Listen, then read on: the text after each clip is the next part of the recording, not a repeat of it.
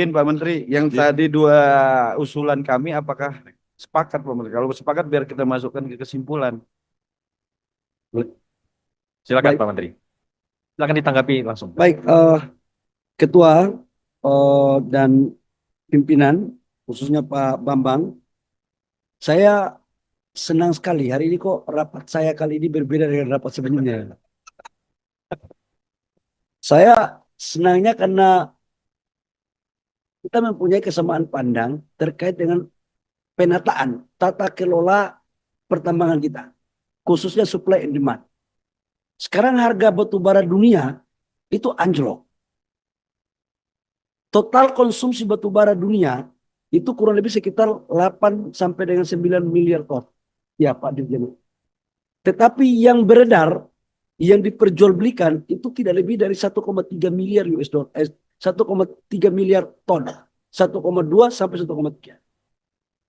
Indonesia itu memproduksi batu bara ekspor itu di angka 600 sampai 700 juta ton. Artinya hampir 50% batu bara dunia yang beredar yang disuplai itu dari Indonesia. Akibat RKAB jor-joran yang kita lakukan bersama. Saya mengatakan ini jor-joran.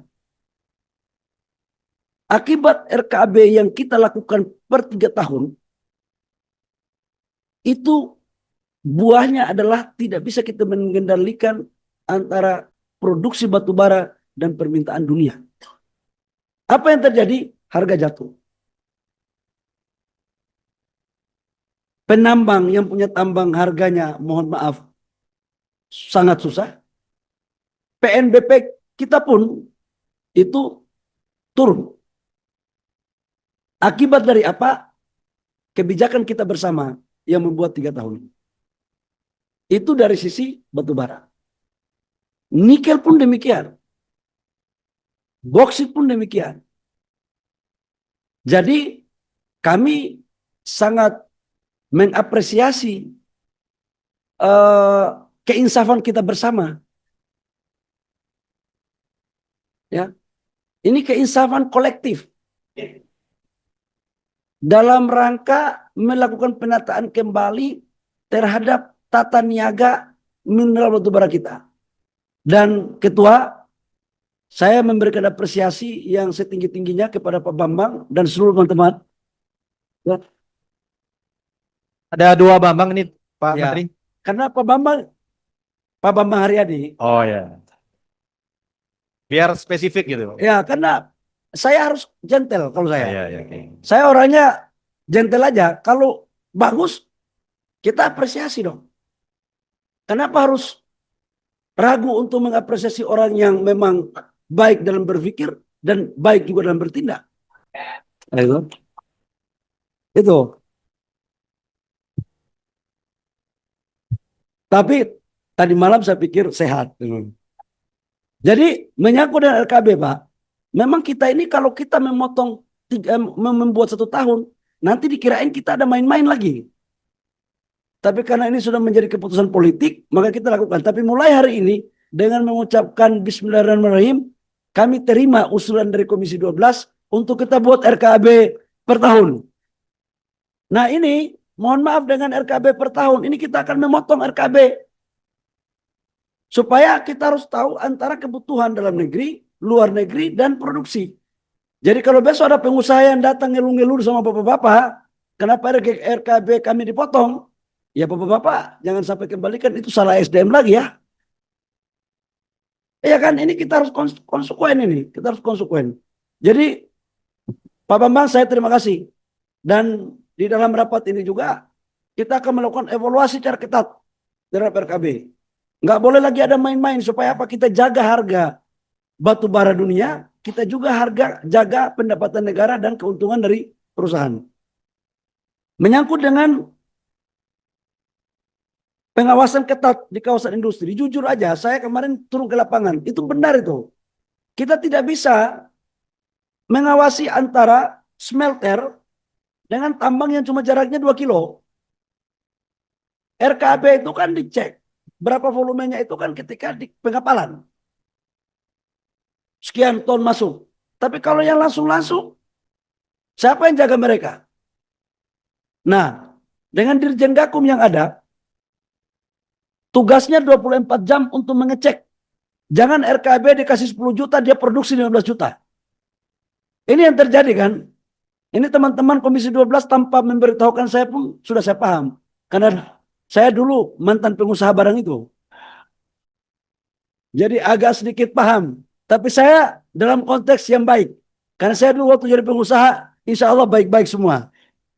Tapi yang kelakuan-kelakuan begini pun penciuman kita sampai. Sampai penciuman kita. Jadi lewat Dirjen Minerba, saya akan mengevaluasi seluruh smelter, industri yang berhimpitan dan langsung RKB-nya tambangnya di situ. Jadi besok-besok bapak-bapak saya mau ajak bapak-bapak kunjungan kerja sama-sama saya. Supaya jangan ada dusta di antara kita.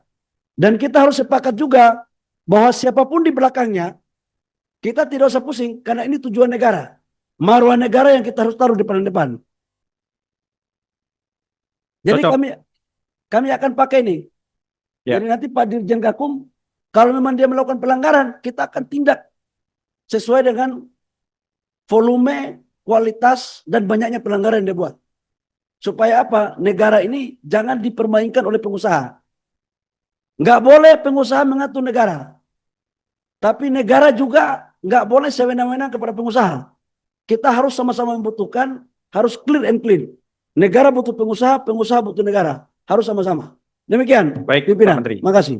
Ini ada Listrik, usulan subsidi listrik dalam era APBN 2026 sebesar 97,37 triliun sampai dengan 104,97 triliun. Dengan asumsi ICP sebesar 60 sampai 80 USD per barel, nilai tukar sebesar 16.500 sampai 16.900 dolar. Tingkat inflasi sebesar 1,5 sampai 3,5%. Selain itu, volume penjualan listrik ditargetkan sebesar 81,56 TWh dan jumlah pelanggan subsidi sebesar 44,88 juta pelanggan. Sebaran usulan subsidi sebesar 97,37 sampai 104,97 triliun terdiri dari golongan pelanggan R1 450 sebesar 43,1 sampai 47,1, R900 sampai dengan 21% sampai dengan 21 sampai 21,1%. Bisnis kecil seperti percetakan dan gudang swasta sebesar 19,7 sampai 19,9%. Industri kecil seperti pabrik garam dan pabrik kopi 7,6% sampai 7,8%. Pemerintah seperti kantor kepala desa 0,4 sampai 0,5%. Kepala desa juga kita kasih subsidi nih. Jadi yang kasih subsidi desa-desa itu negara, bukan koperasi gitu. Lainnya 0,7 sampai 0,8. Volume penjualan listrik 2026 lebih tinggi dari 2025. Baik volume ke dalam di APBN 2025 sebesar 73,13 TWh maupun pada perkiraan outlook sebesar 76,63 TWh. Jumlah pelanggan subsidi tahun 2026 juga lebih tinggi dari perhitungan APBN 2025 sebesar 42,8 juta pelanggan dan dari perkiraan outlook 2025 sebesar 43,43 juta pelanggan. Hal ini diakibatkan oleh tambahan pelanggan bersubsidi integrasi data terpadu kesejahteraan sosial DTKS dengan ESDM dan PT PLN dalam permohonan pelanggan baru. Hal ini juga sering dengan adanya program bantuan pasang baru listrik. Saya pikir yang lain-lain tidak perlu saya bacakan, pimpinan. Usulan kebijakan subsidi listrik tahun 2026 yaitu tepat sasaran, diberikan hanya kepada golongan yang berhak seperti rumah tangga miskin dan rentang mendorong transisi energi yang lebih efisien. Pimpinan mengakhiri sambutan laporan kami menyampaikan bahwa kami kemarin sudah rapat sama Bapak Presiden. Kami sedang memetakan prioritas sambung listrik ke masyarakat yang belum dapat sambung listrik. Ya. Saya sudah lapor kepada Pak Presiden, mungkin dari sekian menteri di anggota kabinet Bapak ini, mungkin salah satu menteri yang lahir di desa dan cuma pakai lampu pelita, itu saya. Saya SD sampai SD nggak ada listrik. Oh, nggak ada petromak, itu udah orang kaya di kampung itu. Itu kita pakai itu loh. Kaleng susu, ya, pakai sumbu, pakai minyak tanah. Kalau belajar bangun pagi di sini hitam. Syukur kalau ke sekolah kita mandi, kalau nggak mandi pasti kelihatan hitamnya. Nah, saya sampaikan kepada Bapak Presiden atas arahan dan visi besar Bapak Presiden tentang swasembada energi. Jadi energi ini harus juga dirasakan di desa-desa. Dan dalam hitungan kami ada sekitar 5.600 desa yang harus kita lakukan. Tapi tadi saya dapat laporan katanya PLN 10.000 desa ya. Oh, 10.000? Ini tambah 10.000. Ini nggak tahu dirjen saya nggak benar atau dirut PLN-nya nggak benar. Kalian habis ini ketemu sama saya ya. Kurang ajar kalian ini. Masih mau jadi dirjen kau? Ini direksi PLN kelihatannya baru juga, jadi materinya baru. Padahal dirutnya cuma satu gitu, nggak rubah-rubah. Jadi oke, data mereka ini mungkin yang up to date, sayanya yang tidak laporkan. Tapi prinsipnya begini.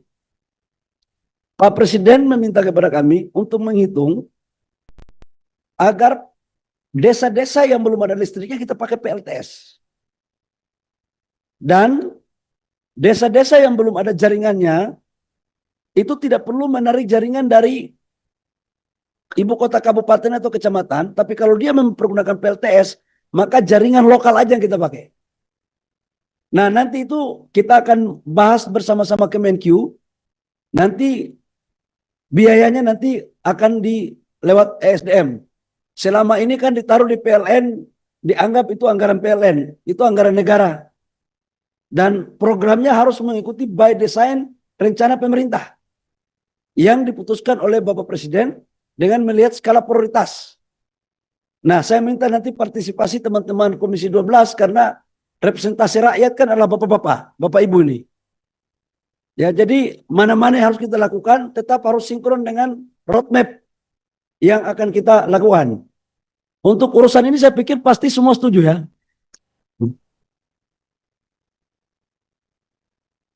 Ya, memang namanya saya Dewan Perwakilan Rakyat. Ya, saya akan selalu bersama-sama bapak-bapak lah untuk urusan rakyat ini. Jadi nanti kita akan atur sedemikian rupa untuk kemudian ini kita akan letakkan pada kerangka yang baik, benar, dan tepat. Sesuai dengan apa yang menjadi arah kebijakan pemerintah lewat arahan Bapak Presiden. Saya pikir itu pimpinan dan seluruh anggota Komisi 12. Saya pikir kalau ada pertanyaan kami akan jawab sesingkat-singkatnya, tapi kalau tidak ada untuk kita putuskan juga jauh lebih baik. Saya kembalikan waktunya kepada pimpinan dan Bapak Ibu anggota Dewan. Terima kasih, kurang lebihnya mohon maaf. Wabillahi taufiq wal hidayah. Wassalamualaikum warahmatullahi wabarakatuh. Shalom dan salam sejahtera untuk kita semua. Baik, terima kasih kepada Bapak Menteri atas paparannya. Bapak sekalian, memang kita lihat dalam beberapa waktu belakangan ini kinerja daripada Kementerian SDM sangat baik dan sinergi dengan apa yang menjadi arahan Bapak Presiden.